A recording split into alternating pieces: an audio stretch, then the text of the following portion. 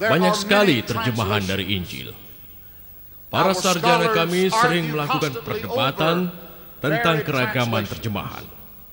Dan Injil versi King James yang dikatakan tidak benar adalah terjemahan yang sebenarnya. Yang lain juga sudah diterbitkan, maka merupakan kritik dari King James. Walaupun berdasarkan perpustakaan untuk Perjanjian Lama ditulis dalam bahasa Yahudi dan sebagian lagi menurut versi dalam bahasa Aramik, dan pada Perjanjian Baru ditulis dalam bahasa Yunani.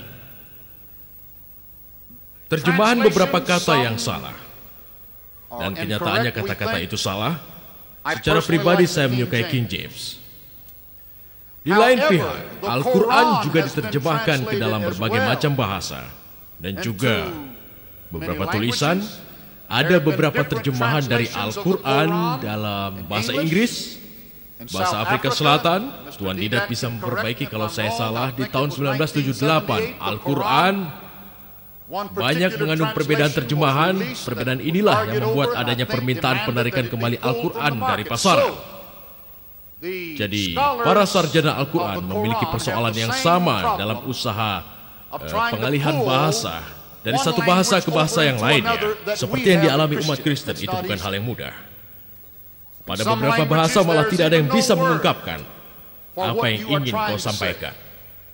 Jadi yang paling sulit adalah mengusahakan padanan kata yang tepat dan sempurna sesuai yang tertulis dalam bahasa Yahudi atau bahasa Yunani kuno. Terdapat 24.000 buah manuskrip dari Injil Perjanjian Baru itu sendiri. Saya harus katakan ini dibuat 3.500 tahun sebelum Masehi. Jadi pernyataan, tanda tangan atau tulisan tangan dari Injil yang asli sudah tidak ada lagi. Seperti yang sudah saya sebutkan, yang pertama itu tidak ada di film atau bukti lainnya 3.500 tahun yang lalu. Kemungkinan rusak karena sudah digunakan berkali-kali dengan bahan material yang tidak begitu bagus saat itu. Tetapi dalam catatan sudah ada 24.000 salinan yang sudah dibuat. Dan para sarjana memberitahukan pada kita, bila kita menitik beratkan pada kekunoan zaman dahulu, paling kurang 10 salinan untuk keberadaannya. Kalian tidak memerlukan yang asli untuk menjamin keasliannya. Dan untuk itu ada 24.000 salinan, dan ada beberapa yang memang sudah kami akui. Tetapi pada dasarnya isinya tidak ada yang berubah.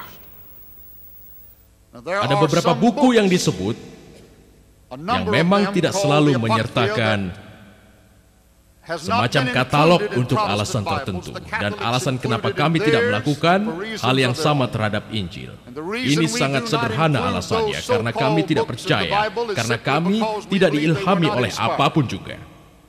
Dan bila Anda mulai mempelajarinya, ada alasan yang tepat kenapa buku itu mengilhami.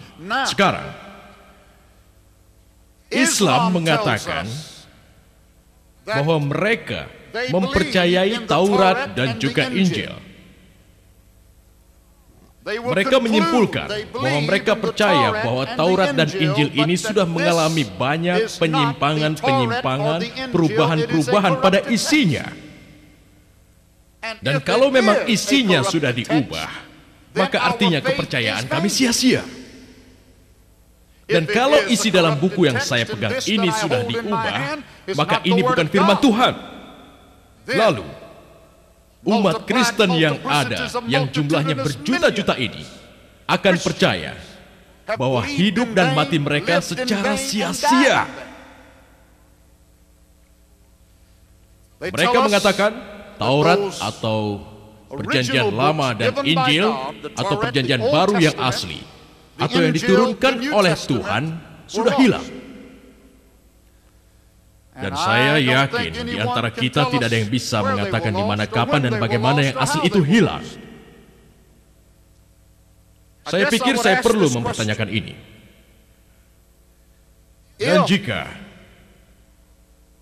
Tuhan memberikan dua kitab yang asli, yaitu Taurat dan juga Injil. Maka itu adalah firman Tuhan seperti yang dikatakan Al-Quran.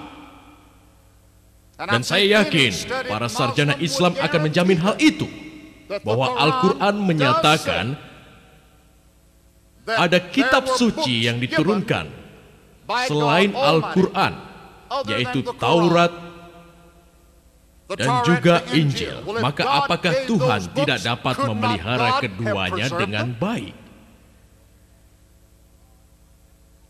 Kami umat Kristen percaya bahwa Tuhan itu Maha Kuasa. Dan Islam juga percaya Tuhan itu Maha Kuasa.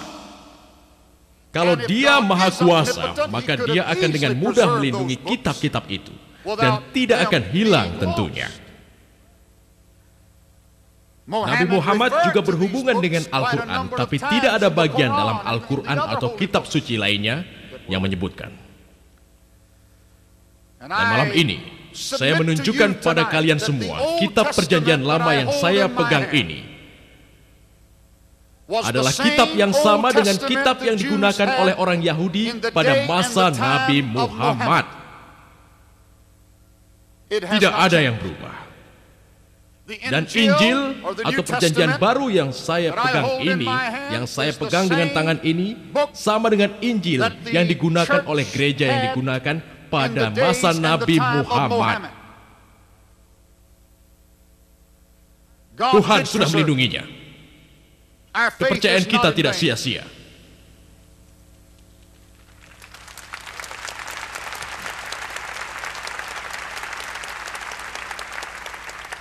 Saya yakin malam ini saya dapat membuktikan bahwa semua ini